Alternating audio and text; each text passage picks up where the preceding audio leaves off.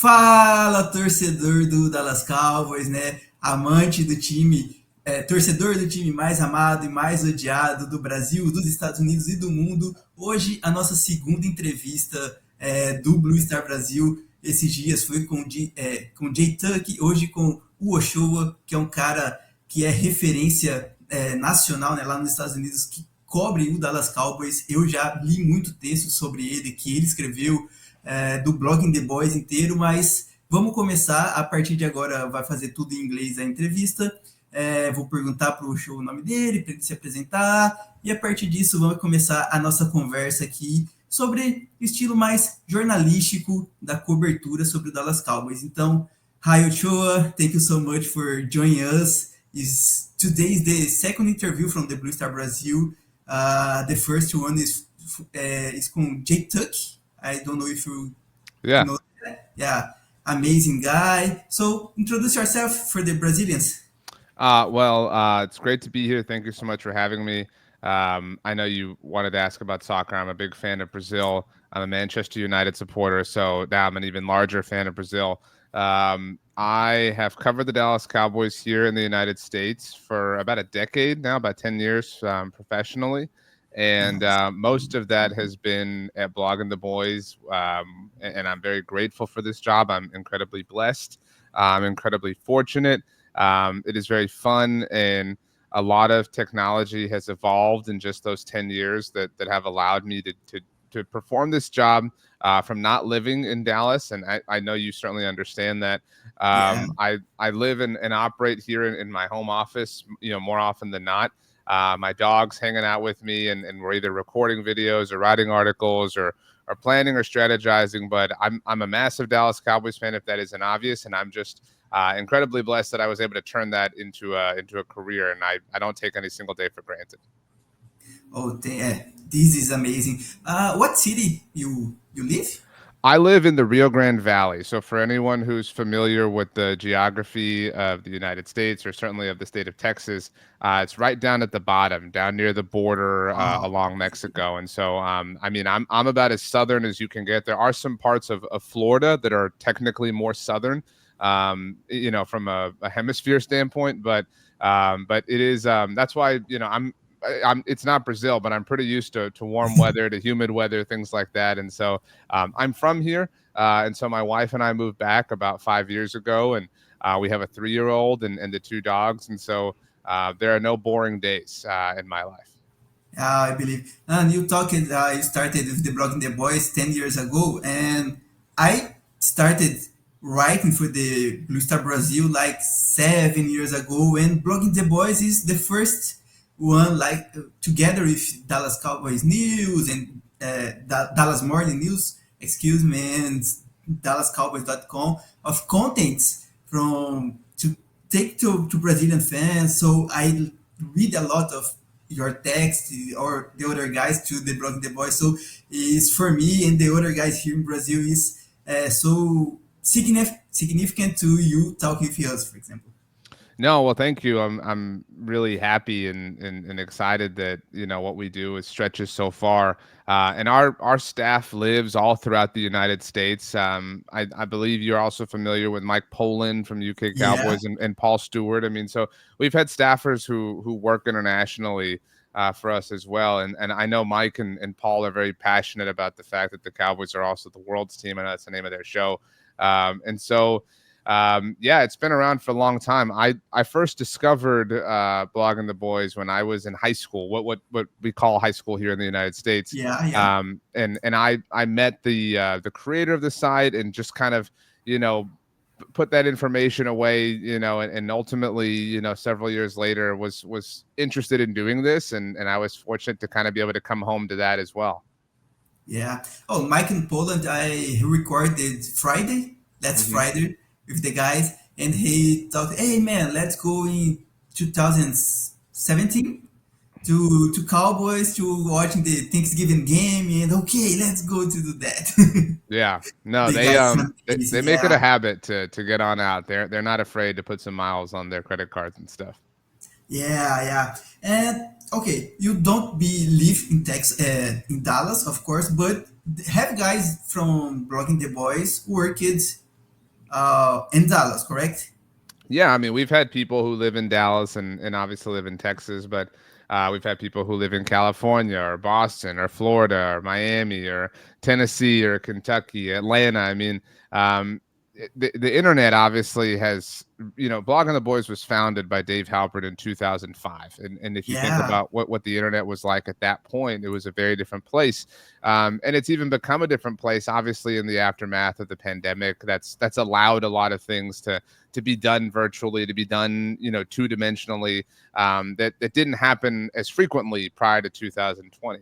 And so, we've rolled with every advancement that we can and tried to implement those things into what we do. And it's made it possible for us to cover the team from all sorts of places all over the world.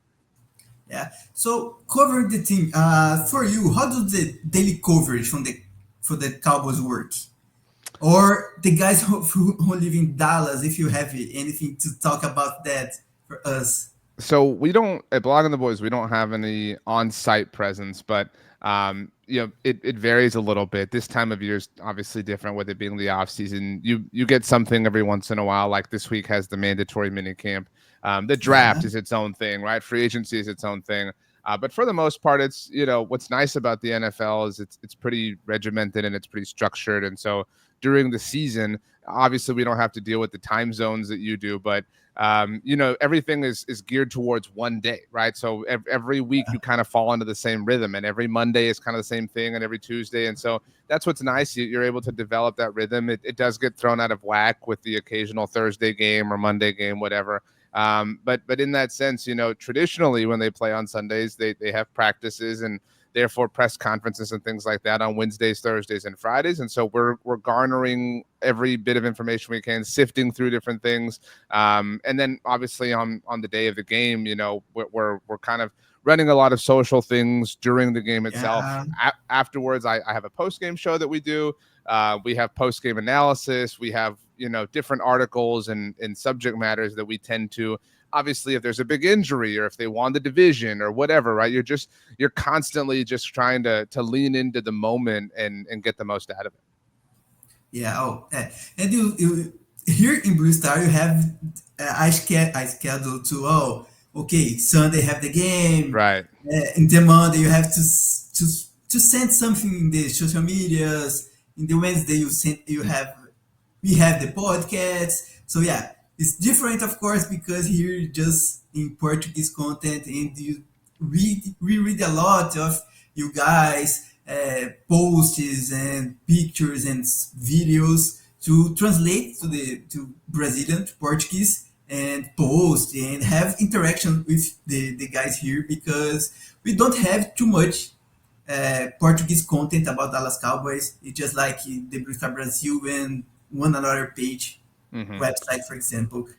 Yeah, I mean, and we do our best. Obviously, I'm fluent in Spanish, but Spanish that's spoken in Mexico, which is a different dialect Yeah, that's spoken in Spain, obviously, which is a much more populated version of the language from a European perspective. And so, we do what we can. We've had some Spanish content in the past, but that's about as far reaching as we've gotten in terms of other dialects and other languages. Things like we make wallpapers or like when the schedule comes out, we do our best to create those in different time zones relative to the United States because there's so many people, but also we like to create one that's based on GMT just because we know that people live all around the world or people are military and are stationed all around the world or whatever. You simply cannot conceive of every hypothetical, so we try to cast as wide of a net as possible. and you have a lot of fans around the world from the Dallas Cowboys. I discovered in Spain, in the UK, from like in Poland, but Right. Argentinian, Australian guys, always so many fans from the Dallas. It's Uh, it's amazing. I mean, it never ceases to amaze me. It feels.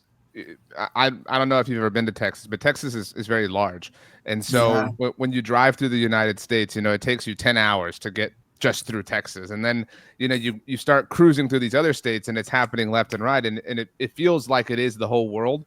But then, it is humbling to consider how many fans of different languages and dialects and time zones and whatever's. I'm constantly amazed. I have a strong relationship with Mike and Paul, that they're able to even watch the Cowboys. I don't know how you pull that off, from an international perspective. It must be very difficult. Yeah, a little bit. I believe from Mike and Poland, much more difficult from them for me, because here just 1 or 2 hours from difference, so it's okay. Right. Don't necessary to uh, sleep at midnight or anything like that. But man, you have any access from using the blogging the boys from coaches or players or ex-players or anything like that, for example? We've been fortunate to have opportunities to interview different people.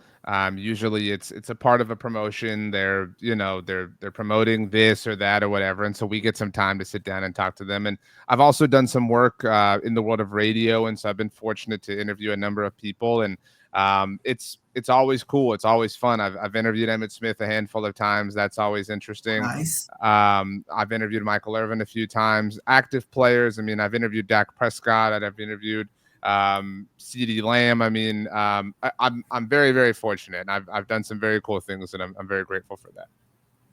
During so you have any funny or curious or unusual stories to talk to Brazil, because you don't have this backstage. You understand? To backstage from the players, from the coaches, or anything like that. You just see the game here in the TV, and we need to see something like interviews from Jerry Jones, for example. You just in Twitter or Instagram or websites, you don't have this style of opportunity, for example. Yeah, I mean, I recognize that that's probably difficult, in Brazil when you're not inundated with it the way that Americans are, and so it's strange. I mean, in the United States, when football season hits, that's all that there is. I mean, there are obviously other sports and there are other things that happen, but for the most part, it is purely football, 24/7, 365. Not just the NFL. I don't know if you follow college football, but A lot too. but there is a rabid. I mean, that arguably has a bigger obsession from people than the NFL, just because it's where they went to school or it's where they grew up near or whatever the case may be. So, I mean, this is what I do for a living, and I'm very grateful for that. And I'm very grateful to have a wife who understands that. And so, It's necessary. right. So that is our life, but that is also the life for so many people. So many people spend their weekends in the fall structured around, okay, we can go do this on Saturday, but on Saturday night, Alabama is playing Ole Miss, and so I really want to be home. And then on Sunday, the Cowboys play at 3:00, so we can go do this early morning. We can go to the pumpkin patch and take these photos, but then we got to be back, and I got to start the grill. We got to pick up the food. Like, everything and anything that you do is structured around that, and that goes to kind of the weekly regimen that I discussed. You kind of know every week it's always building towards something. It's always gearing towards one game. It's very similar to the Premier League in that sense. Obviously, it's the biggest league in the world, and the NFL's done a lot to copy that. So it's a pretty fun, fun time of year. Yeah, nice. Yeah, here, for example, okay, you have a afternoon game from Dallas Cowboys. I don't do anything to have to. I go to watch the game and other games from the NFL too. Yeah, we love not just the Dallas Cowboys, of course, but all the league, all the games. Watch the rivals, the Eagles, to see the difference from the teams and things like that. Oh, and talk about the international part of the NFL. Dallas Cowboys don't. Dallas Cowboys choose only the Mexico with the country to internationally market. If I remember. So the NFL officially designated markets for every team, Yeah. and some of them, it's hard to say some of them make sense, because the only ones that would make sense, I suppose, are Mexico and Canada in terms of being neighboring countries. But the Cowboys obviously play in Texas, and so there is a natural connection to make them, if they have an international home, make them Mexico's team. I know a lot of people are antsy to see them play another game in Mexico. It's been a long time. Play another international game, period. I know that's something Mike and Paul are very anxious about. The Cowboys haven't played internationally, as I'm sure you're aware, since 2014 when they visited the Jaguars in London. Yeah. And the reason for that, if any of your audience is always curious, is whoever plays internationally has to surrender a home game and therefore surrender the revenue that would come from it. And so the Cowboys are just never going to give one of those up. And equally, if you're a low market team, if you're a small market team and the Cowboys are coming to town, that is without question the biggest revenue collection you have in a season. So it's people get tired of hearing this, but the Cowboys are incredibly popular and they will always be a draw. And so nobody wants to give up a piece of that for an international game. Yeah. It's the American team. Right. The term is 100 correct. And so if have any international game from Dallas Cowboys, you believe the Mexico is the principal country to receive this game? Yeah, I mean, I would, I don't know for certain, but I would bet that their next international game, whenever it ultimately is, it would have to be in Mexico. I would be stunned. I mean, the only way, honestly, that I could foresee them going somewhere would be if the NFL finally put a Super Bowl in London and it was that season and it was all for the purposes of driving up the attention for the Super Bowl in London. Maybe they would send the Cowboys to London, but we've seen the NFL expand to Brazil and to Germany and to China is part of, their entire, they just want to take over the world. And I can't ever see the Cowboys going that far. I mean, it would have to be for the investment of it would truly be for the investment of growing the game internationally, because you think about the Cowboys are they have back-to-back Monday Night Football games this year as an example. Their bye is sandwiched in between there, but the reason for that is because ESPN is owned by ABC, and ABC has paid a lot of money for this particular package, and so the NFL is scratching them back, and so it would have to be something along those lines. The NFL knows the Cowboys are their crown jewel, and they're not going to hand it out for no good reason. Yeah, I understand that. It's sad for us because the first game here in Brazil is Eagles and Packers, for example. And man, these two teams I hate so much. Right. Of course, because the division and because Packers in the last games from playoffs, the styles of the losers. So here in Brazil, you hate a lot of these two teams. So see both teams here in the first game, Brazil. This is a lot of sadness. We want a lot of the Dallas Cowboys, but understand this style. And Jerry Jones is a businessman, have a lot of power from the NFL, and understand he don't want it to lose one home game. Yeah, I mean, it's you would think that it would. I mean, again, I have a very difficult time seeing it. I mean, the only way I can equate things is the world of soccer. But even then, the Premier League, which is again, with all due respect to any other, international league, the Premier League is kind of the gold standard. And they don't play their league games anywhere but within England, right? They'll have, international friendlies, or they'll go play an American series or whatever, but it's soccer's version of preseason, and it's not the same. It's not a legitimate match. And so and the NFL used to do that. The NFL used to have preseason games all over the world, and they've gotten away from that. And so maybe that's the way. Maybe they hold some sort of version of training camp or something internationally, but it's just very difficult, I think, to imagine. But the NFL seems hell-bent on it. In fact, the NFL seemingly wants to have, finding a sneeze, excuse me, one international game every week. And I know I know your time zone isn't that off from the American one, but that creates a complication, I think, for traditional NFL fans, because you're so used to waking up and you have Sunday morning to whatever your routine or traditions are, and once noon or 1 o'clock hits, that's when your day begins, watching the NFL. But when there's an international game, whether it's in London or Germany or whatever, now you've got to watch this game at 8 o'clock or 9 o'clock.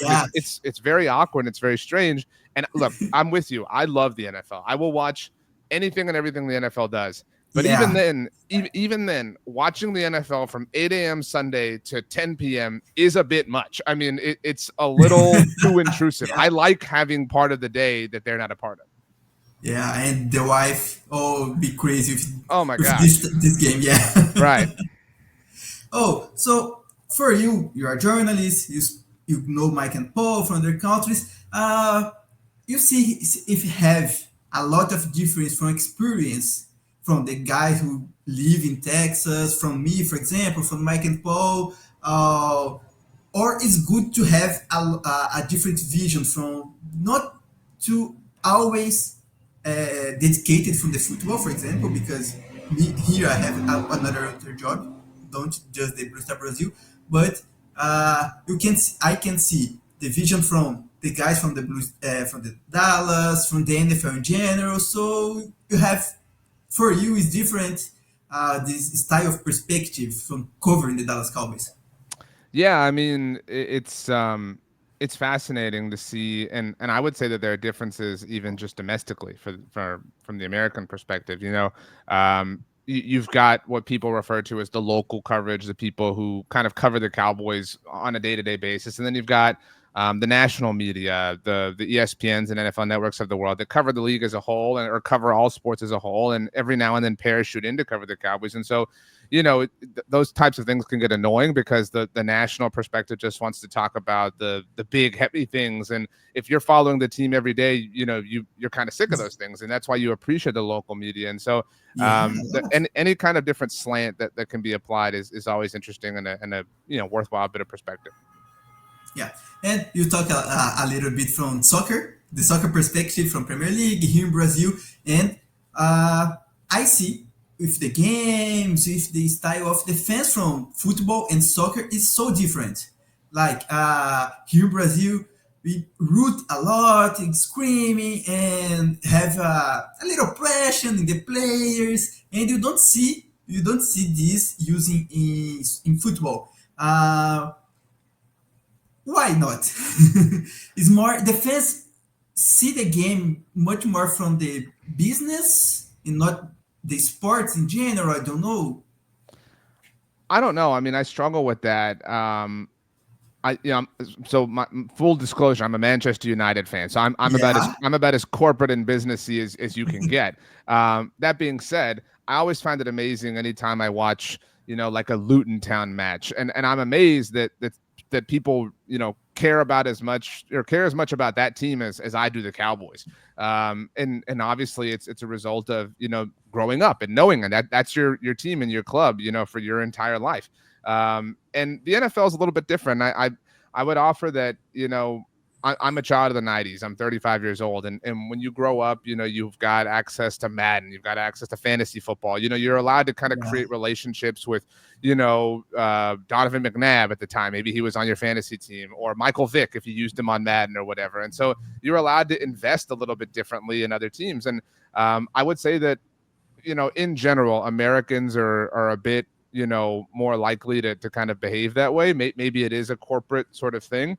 There's not as much grassroots involved, so to speak. yeah. There is a lot more passion. I don't think that there's any doubt about that internationally, not just in soccer or football, but I feel like that's exemplified in the Olympics or, the World Baseball Classic or whatever. I'm a huge golf fan, and I know Brazil Yeah. isn't Europe, but I mean, the European golf scene is so much more passionate. They're so incredible at teamwork and camaraderie relative to Americans. And again, maybe we're just pretentious. I have no idea, but it is interesting nonetheless. And some of it, I would say, is to go to an NFL game, and I'm sure you've looked into this if you haven't, but it's expensive and it's a lot. I mean, it's a big, I see.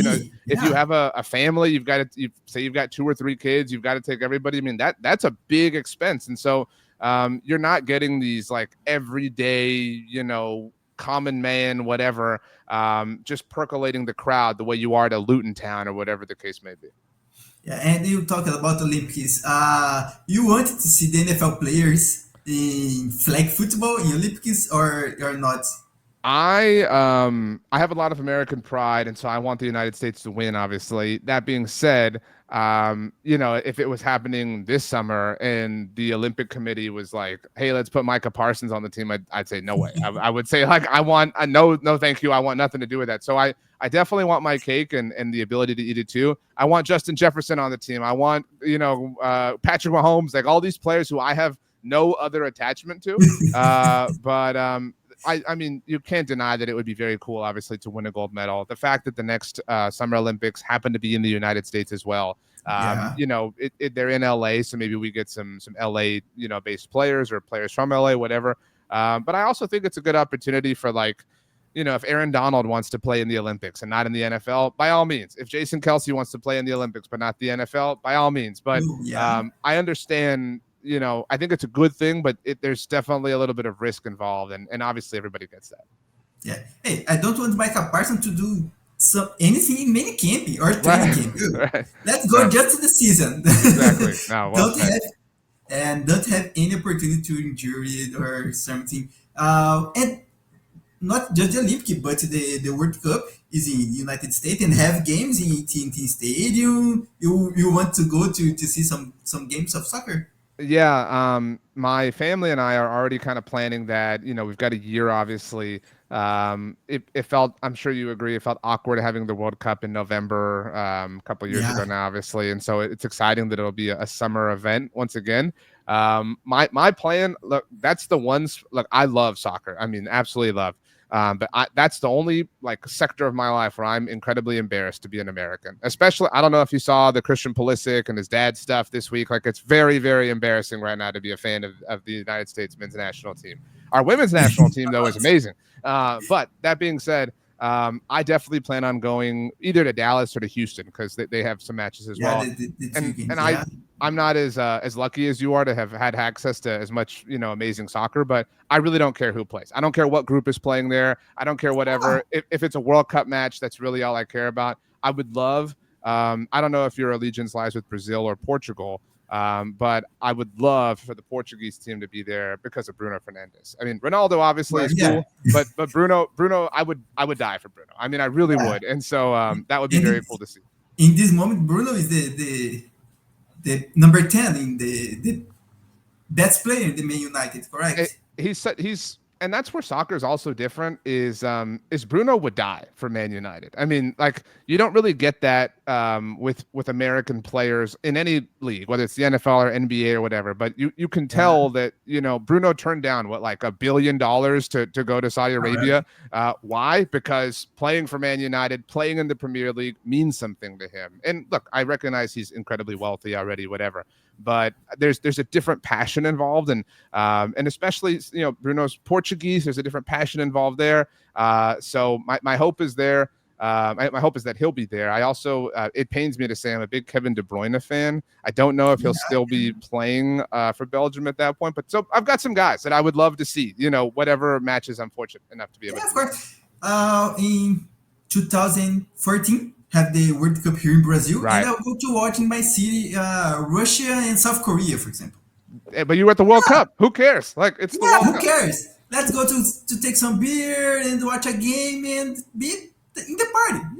This is amazing. It's the biggest sporting event in the world. Like, you have to go. I don't care if it's two neighborhood teams. It's the World Cup, right? Yeah.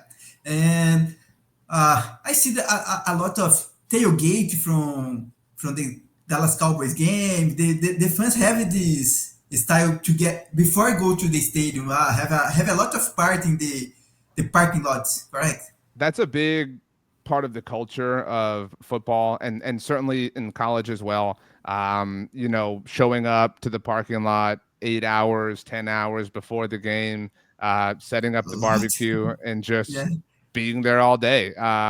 You know, there are times of year where it's better, right? You know, in September when it's a bit warm, it's, you know, that's for the real sickos out there. But you know, on a cool autumn fall day, nothing beats it. You know what I mean? You're just out there, and I mean, tailgating has come so far. I'm not a big tailgater, but people will set up satellite dishes and televisions, and like you mentioned, they'll have the Red Zone channel on all day while they're there, and then they'll pack up and they'll go inside and watch the game.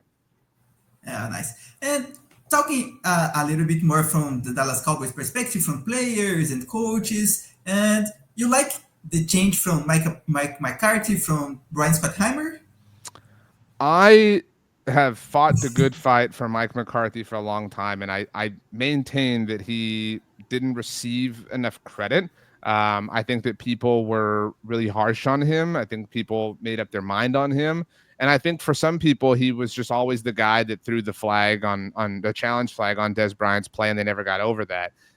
But there's no denying the man had insane success. And I think he was treated quite poorly on the way out with the way they dragged that whole situation on. Yeah, But that's obviously water under the bridge.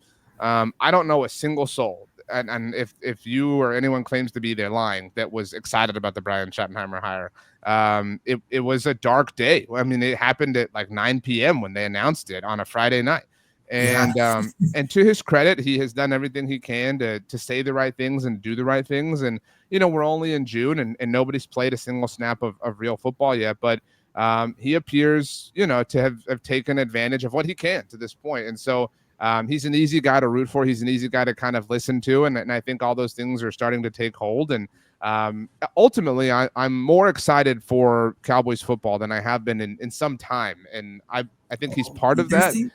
Yeah, I Yeah, mean, I think you would agree. Last year was just every part of last year was awful. I mean, none of it yeah, was fun. None of it was like. Do I think this team's going to win the Super Bowl? No, it's very difficult. I mean, I don't even know who I would say is going to win the Super Bowl.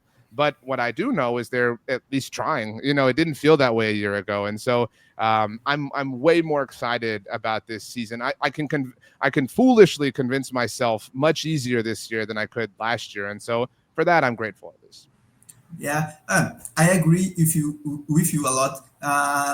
Mike McCarthy have a lot of seasons going to playoffs. Okay, and we understand. Don't The Dallas Cowboys fans want a lot to go to the Super Bowl because it's so many years away. I don't see any Super Bowl from the Dallas Cowboys, for example, because I just have 30 years old, and the all the fans wanted this. So okay, go to playoffs, but don't you win any games is bad for from the coach. And for me, I believe Jerry Jones and the front office in general don't help too much the Mike McCarthy to create a better team like you do this year from Scotty.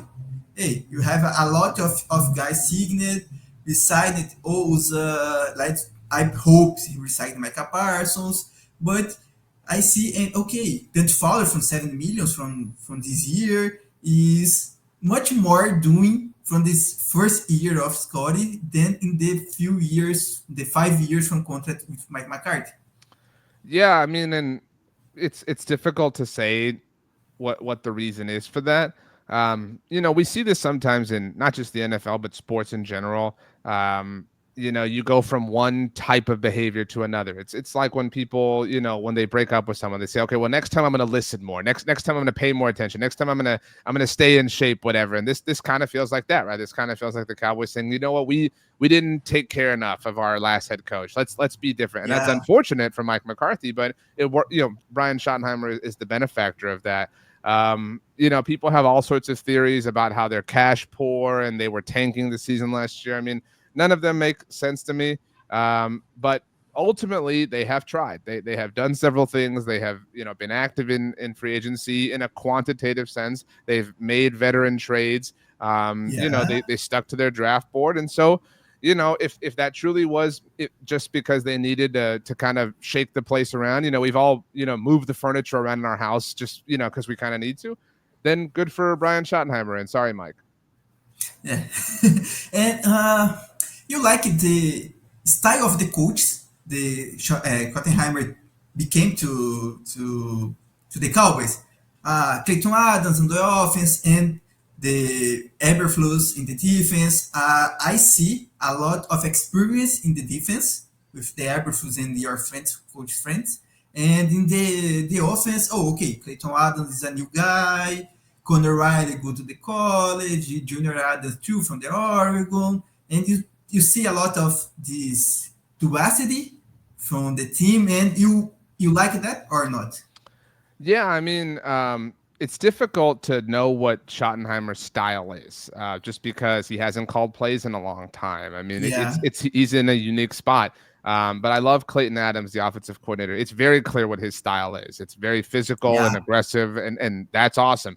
I love Matt Eberflus's style. I loved him when he was the Cowboys linebackers coach, and so that's why, I mean, what we do know, we've been fed these kind of little bites and morsels of information about this team. It is all very encouraging. And so it's easy to kind of get excited. I think people are jaded because of what's happened in the past, and nobody's willing to, blindly trust them anymore. But it makes for, this is, if Fast and the Furious wants to make a 10th movie, great. But if you show us in the trailer the cars exploding and flying all over the place and driving real fast, well, now all of a sudden we're kind of interested. So that's kind of how I feel about it. Yeah, it appears the players and the other coaches like the style of Scotty and the guys who became from the Dallas Cowboys. I see a few videos. You have the ping pong table now in the CT. Have Marcel Fall and Micah Parsons game, and Schottenheimer take the QB room to a Greek dance and things like that. Appears the players like it, this type of style.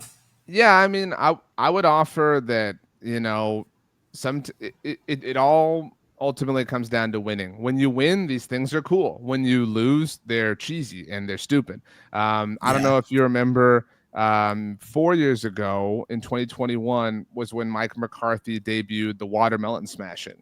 And everybody said that was stupid and that was dumb because they at that point hadn't done anything, but then they went to the playoffs that year. And so all of a sudden now the watermelon smashing kind of makes sense, right? These are weird things that, right now it's all optimism and hope and sunshine and rainbows for Schottenheimer. So going Greek dancing is cool. But if the moment they lose their first two games and they're 0-2, we're sitting here saying like, well, why were you wasting your time Greek dancing, whatever. I mean, so these things are cyclical. And I don't mean to be jaded myself, but every coach has had their honeymoon, you know what I mean? And it kind of feels like we're in the honeymoon with Schottenheimer right now. That could be positive or, hopefully it's not negative. And how can I say that? But you understand the media in United States increase the rate of a team when talking about the Dallas Cowboys. Oh, because I believe always is much more big when is Dallas Cowboys is the topic of the object of the assumptions, for example. Yeah, I mean, we were talking national and local media. The national media thrives off of the Cowboys. I mean, because they have fans everywhere, or they have opposers everywhere. I mean, there are a handful of teams in America. I mean, obviously the Cowboys, and historically, I don't mean just the moment like the Chiefs and Taylor Swift and everything, but the Cowboys, the Lakers, the Yankees, the New York Knicks, kind of the Dodgers have their moment, obviously. But anytime these teams are involved, people care. People have a passionate opinion. And so it devalues a little bit of the national analysis of the Cowboys because nobody can analyze them fairly. Nobody can analyze them objectively because they're a perpetual meme, that they're always a joke. They're always at the center. And so things happen to them that might be a little strange, a little abnormal, but that happen to other teams and nobody pays attention. Nobody, I mean, consider that the day you and I are talking, at least, Micah Parsons reported a minicamp. Granted, he didn't participate, but he reported. Meanwhile, TJ Watt and Trey Hendrickson did not report to their respective minicamps. If those situations were inversed, if TJ Watt and Trey Hendrickson were at their minicamps, even though they weren't practicing, and Micah were not at his, granted, the Watt and Hendrickson things are big deals. It would be a massive deal. It would be the first story, on for the rest of the week on national shows because it's Micah Parsons, it's the Cowboys, it's whatever. And so it's what comes with the dinner. You kind of just have to accept it at a certain point. Yeah, Stephen Smith are going to talk about that week in a row. Come back to the team. You believe Dallas Cowboys fill the space they have the necessity doing the free agents and the draft. The team lose a lot of pieces. Loses Zach Martin, DeMarcus Lawrence, lose Brandon Cooks, okay, but have Jordan Pickens. But for you, the team is good now to go to the training camp in the start of the season or not? Yeah, I mean, there are very, very few teams that I would say I absolutely don't think they can win the Super Bowl, right? Just because the NFL is such a league of parity. And the Cowboys, I know people disagree with this, but they have the most important pieces that you need. You know, you can talk about needing a whole roster, but you need a star wide receiver. They have that. Yeah, You need a star pass rusher. They have that. And you need a franchise top 10, whatever you want to call him, quarterback in Dak Prescott. If you have yeah, those things, anything is possible. And every break can go your way, and you can win the Super Bowl, or everything can go completely against you, and you cannot. But those are the most critical foundational pieces that they need. Now, to your point, they've added a lot of things around those pieces, finally, after we've begged them to. And George Pickens is a big one, but Tyler Booker is a new one, even though Zach Martin retired, like all these different things. And so, yeah, I mean, they're on the list of teams that can win the Super Bowl in my mind. But I would say that list is like 25 or 26 teams right now in the middle of it. yeah. And you like the choose of Tyler Booker on the first round draft or not? It was a bit underwhelming. There's no doubt about that. I think I was in the camp of wanting Ted McMillan, and so that was disappointing. But you know, they do a lot of things that are their fault. Don't get me wrong, but how was that their fault? You know, Ted McMillan went before they could, and or before they were on the clock, and sometimes that's Yeah, just the way the NFL draft goes. So I'm hopeful, like everybody is, that this is the same thing we've seen before with adding Zach Martin to Tyron Smith and Travis Frederick. That would be the goal. yeah, There's a lot. there's all the reason in the world to believe that that's what it is here, but obviously he's a rookie and that's a lot of expectation. Yeah, and for me, I believe Clayton Adams and Conor Riley together are going to help a lot. Even Tyler Guyton too, and Tyler Booking too, who grew up, because for me, Mike Solari last year and a few years ago is not a good coach from developing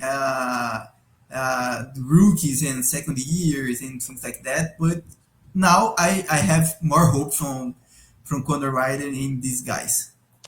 Yeah, I mean, I'm right there with you. I'm a fan of what the coaching staff has been in the past, and I think sometimes we do this. Sometimes we reverse hindsight and we say, oh, they didn't have this, they didn't have that. We were fans of the coaching staff, and they didn't get the job done, and that's okay. But I do think they're well positioned. I think they're hungry. I think they're aggressive. I think they're tired of being the butt of every joke. That doesn't guarantee that they'll win the Super Bowl. It doesn't even guarantee they'll go to the playoffs. But I think that they have finally, at the very least, accepted that they're fighting this shadow. I mean, it consumes them. I mean, this history that they're chasing and trying to undo.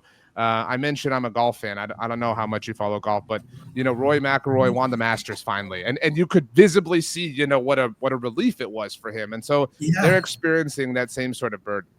and I believe from Jerry Jones, he always talk, hey, I want to win another Super Bowl ring before I die, and hey, the clock is running.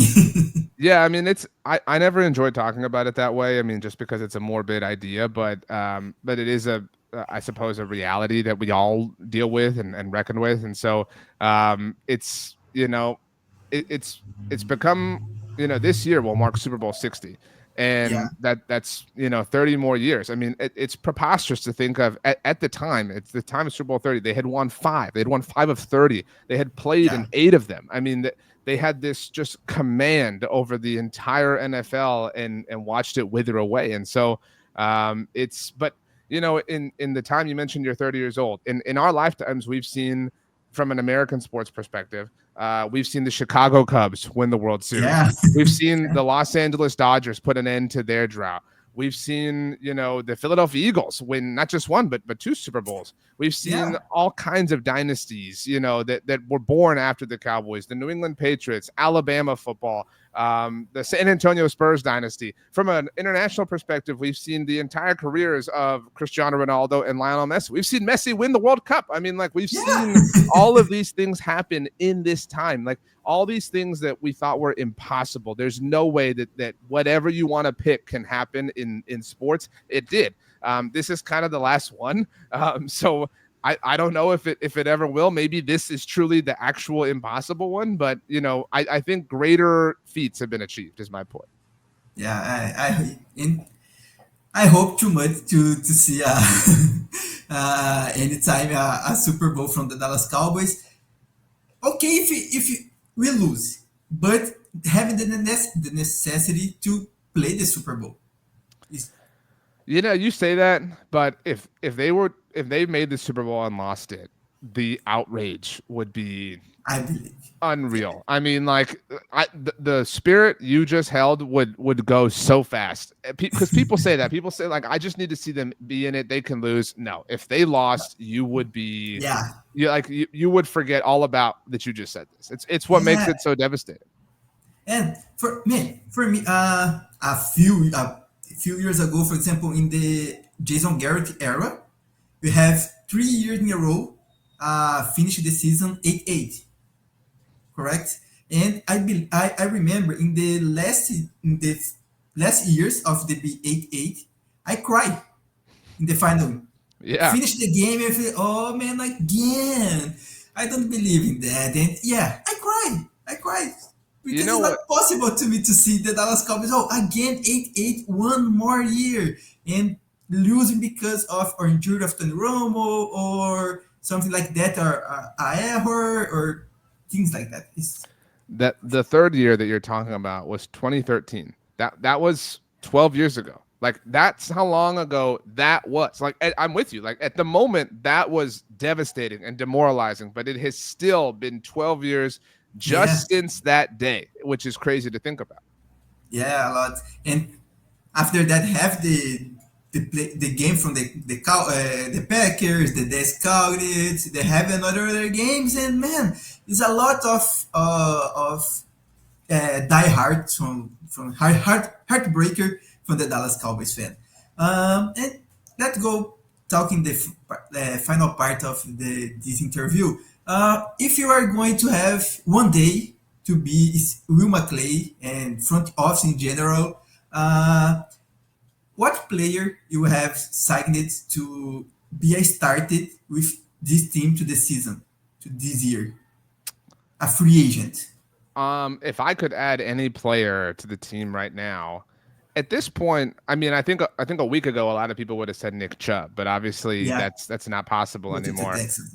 So right now it's June. You know what I mean? That you're kind of stuck with what you've got at this point. And so I would say, I mean, my biggest thing is I keep saying this because I'm in the interest of being honest about my opinion. I was against the George Pickens trade. I've since come around on that, and that's fine. I was worried. I still am worried that he was going to be an issue. He was going to have the same problems, whatever. Obviously, I hope that doesn't happen. But okay, fine. You want to make the trade? Okay, cool. We've crossed this line. Why haven't you extended him? We can obviously you should have extended Micah Parsons at this point. Obviously, you should have extended Deron Bland. Obviously, you should have extended Tyler Smith. Again, I'm not saying extend George Pickens in front of them, but what I am saying is you just gave a third-round pick for this man who's entering the final year of his contract. You've just handed him an enormous amount of leverage. So, and the goal is for him to play very well for you, well enough to deserve a contract extension. So if that's the plan, if that's the goal, if that's what we're doing all of this for, why would you wait and watch the price soar next offseason? So my biggest thing is, I mean, because what if, God forbid, CD had to miss 4 games and Pickens benefited from that and was a hero and saved the team and had even bigger numbers, had more yards and touchdowns than CD this season because of that, or whatever hypothetical you want to create. I mean, why would you chance that? I mean, and people say things like, well, let him prove it. If you need him to prove it, why did you trade for him? You just gave away a third-round pick for this dude. So I would obviously, again, I would extend Micah, I would extend Deron Bland, I would extend Tyler Smith, but I would have gotten the George Pickens would have walked into my building with the extension on the table ready for him to sign. I wouldn't have waited. And people say things like, well, he hasn't played a game for the team. I recognize that, but they traded the third-round pick for him regardless. Yeah, I agree a lot with you, and I don't understand the problem with the front office to extend our players. Man, you see a lot of the Eagles, the Rams, have a lot of void years. Okay, and I don't understand why Dallas Cowboys don't do that. You talk it. Oh, Tyler Smith, Darren Bland, Micah Parsons. I believe Micah Parsons are going to do a holdout because the Jared Jones and the front office are ignored to have the new contract. There is no logical reason. There's not one. Now you can say that they like the attention and that's why they wait. That is probably the most logical answer, and that's sad. I'm not defending that. Yeah. I'm just, that's the if I have to make sense of this situation, that's the only way that I can, because there's nothing but evidence. Like, it's not like there's some evidence. No. The evidence only supports that getting ahead of these things, being early, is the way to do this. And people will bring up Trayvon Diggs and they'll say, well, they paid him early and now he sucks. Now he's injury prone, whatever. We should cut him. Okay, but you know why you can cut him? You know why you can move on now? Because you did the deal when you did. It allows you, it either works out from a bargain perspective or it gives you an escape route earlier, and you can know the most important thing is information. Whether that is information about the player being awesome and being an amazing bargain relative to the price, or the information of knowing, damn, we messed up. He didn't live up to the contract, but we can get out of it now because we're ready to pay Micah, or we're going to pay George Pickens because we just traded for him. So there is no logical reason to support waiting this long. And they do it time after time after time after time. Pick whatever player, pick whatever position, that they are known for this. And again, I think it's absurd to say something like the wealthiest franchise in the world doesn't have the liquid cash to be able to do this. It sounds absurd. I have this theory. Don't have the liquid cash. So people say this, and I find that to be absurd. But we're at the point where I'm forced to consider that option because they do this. And so if you're going to act this way, then you are actually forcing me to believe on some level that maybe you just don't have the funds. Maybe your assets are tied up in stocks or Bitcoin or whatever. So there is no reason to defend this, especially. And again, I was against the George Pickens trade. I'm honest about that. But so I'm even proud of myself for being logical enough to say, okay, you traded for him, then do the deal. But I still get met with all these fans in my Twitter mentions or whatever, my Instagram comments, like, no, we need to prove it. It's like, you guys are the reason that they're still like this. Like, you're because you don't get it. You mentioned the Eagles. A very similar situation to the George Pickens trade is when they traded for AJ Brown. And the very first thing they did was sign AJ Brown to an extension. They didn't wait. They didn't wait for OTAs. They didn't wait for minicamp. They didn't wait for week one. They didn't wait to force him to prove it. No, they said we traded. Granted, they traded a first-round pick, but they said we traded for this guy. The plan is for him to be awesome. So we're going to pay him because we're expecting him to be awesome. And when he's awesome, he'll be a bargain because we're doing the deal right now. Yeah, and I have a simple theory. I believe, I don't know if it is correct, but hey, okay, if Pickens be a good player, 1,000 yards, receiving yards, okay, 10 touchdowns, and if you will lose from the other team, you are going to gain again another third round pick from the compensatory pick. But I don't like this style of thinking. Okay, you lose the third round pick. Let's go to extend the player.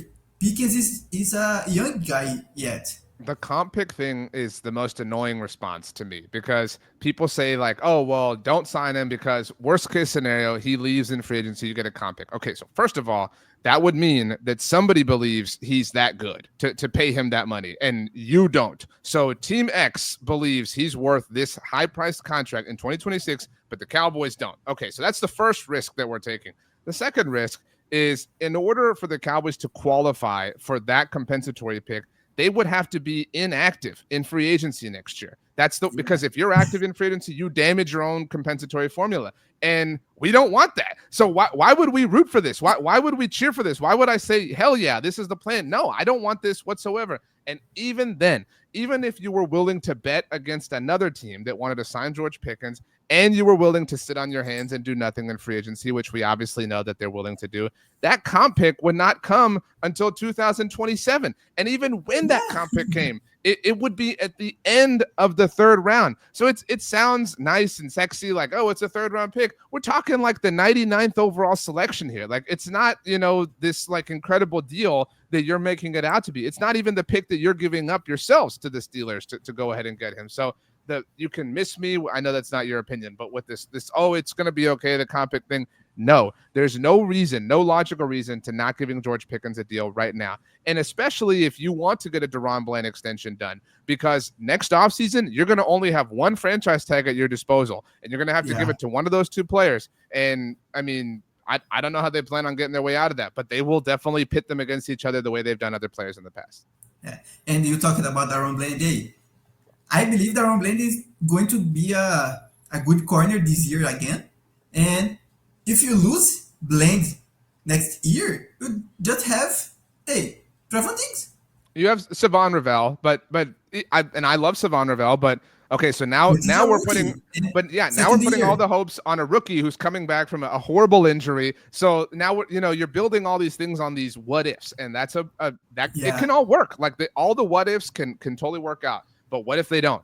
Now you're chasing, and now you're going to have to pay somebody a lot of money because you're going to have to overpay. They just never get ahead of things. It's frustrating. Yeah, and we talked about the contracts, and I remember the Marcus Ware contract.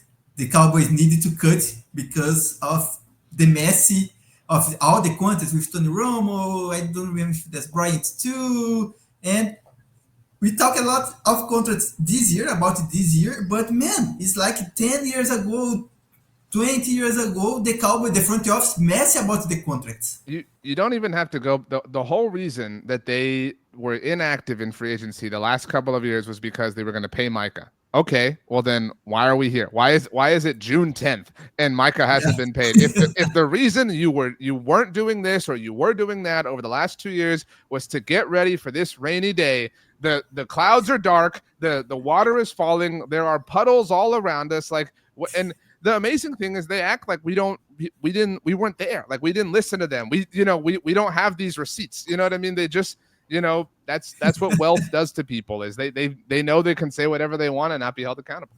Yeah. Have a wonder, like Jerry Jones sometimes is a biggest problem because he talked a lot, have some problems with the agent from Micah Parsons, for example, the Todd France, I believe. If I remember, no, it's David Mulugeta, but yeah, that's the other thing. Like Jerry Jones knows his name. Nobody believes that Jerry Jones does that. That was really just sad. That was a sad, pathetic attempt to try to make headlines. Nobody is buying. There are some big players who are represented by smaller agents, but this would be like being in the NBA and being like, who's LeBron James? I've never heard of this guy. Nobody would believe you, and that's exactly what he did here. Yeah. This is the problem with Jerry Jones. For me, Jerry Jones needed to be just the face of the Dallas Cowboys, okay? But man, let's take the GM, the general manager place to do McClay. More than I believe that. But just go to seeing the luxury in the stadium.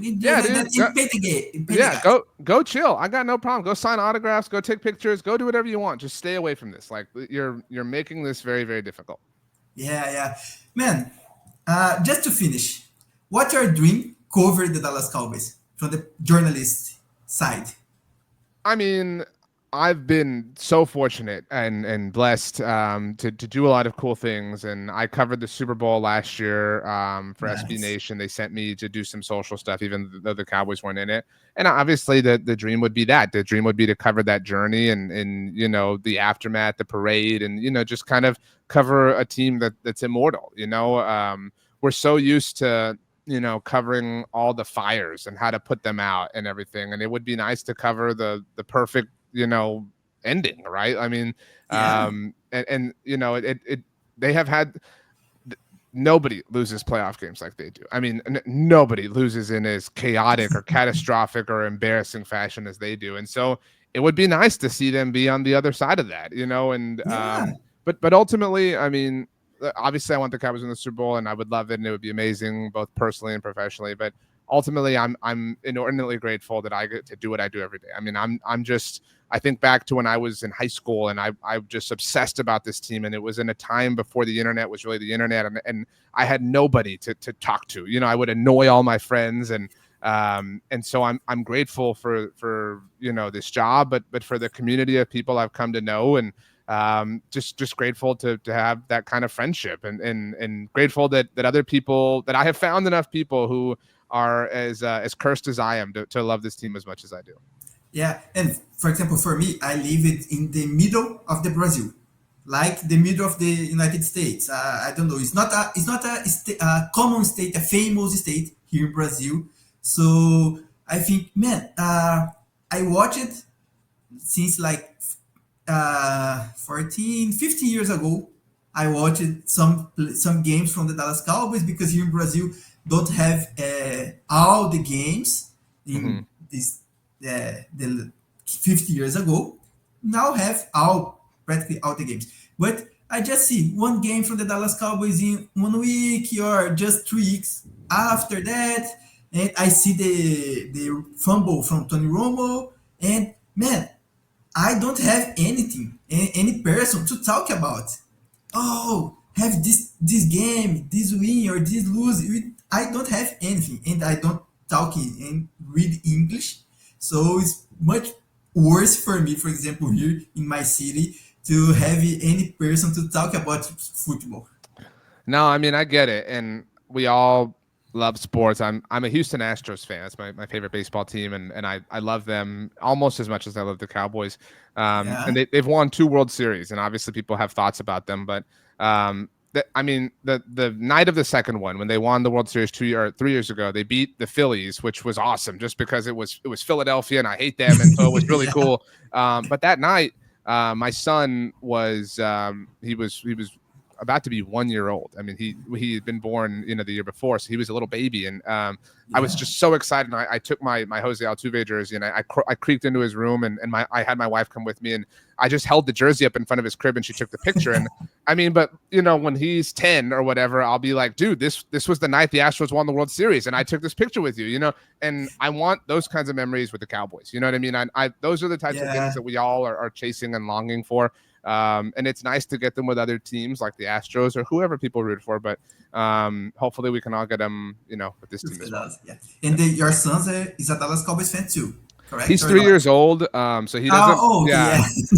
But I will say I'm a little worried. He has we have a lot of sets of little mini helmets and stuff, and his favorite one is the Ravens for whatever reason. Ooh. He really likes that. I mean, if he doesn't root for the Cowboys, there are worse teams obviously that he could defect towards, but hopefully we course correct at some point. Yeah, I hope that. So, Ochoa, thank you so much. Again, it's a pleasure to you to be here with us. When I talk, how I can say, but I follow you a lot of years. You, the Blogging the Boys and David Hellman and all the guys help a lot from Blue Star Brasil to have content, to see, okay, the guys are talking about that. Let's go to talk about that too here in Brazil in Portuguese. So it's so nice to talk with you. The guys here in Brazil are going to love this interview. And if have any other journalists from the Blogging the Boys or anything like that, if wanted to talk Brazil, just tell me. I'd be loved to do another interview with the guys from the Blogging the Boys, because man, it's one of my favorite websites from cover the Cowboys. So thanks so much, and tell anything from the Brazilians. No, thank you so much for having me again. It was a pleasure, and I appreciate the kind words. I'll definitely, tell our staff, see who would be down, and keep you updated. But we're close. That's kind of how I feel. I always, June is the training camp starts at the end of July, but once July hits, it does feel like, okay, we're right there. When the 4th of July hits here in the United States, you kind of really start to know you're close. So we're right there. I know it feels like it's so far away, but soon enough, you'll be doing research for your fantasy football leagues and stuff like that. A lot. I hope you and everybody have a great rest of the summer, and looking forward to 2025 season. Yeah, let's go Cowboys. And I'm going just to talk a little bit in Portuguese to finish the interview, ok? Ok. Então é isso, galera. Finalizando aqui a entrevista com o Ochoa. Eu espero que vocês tenham gostado muito dessa entrevista, a nossa segunda, mas não vamos parar por aí. Vou tentar legendar essa entrevista também, mas eu não consigo prometer algo tão próximo. Mas é isso, a gente vai ficando por aqui. Siga nossas redes sociais, siga o Ochoa nas redes sociais dele, RJ Ochoa, Twitter, Instagram, siga o Blogging The Boys, porque vocês vão ter muito conteúdo também em inglês e, claro, que com Blue Star Brasil em português. Então é isso, vamos ficando por aqui. Adeus e Go Cowboys!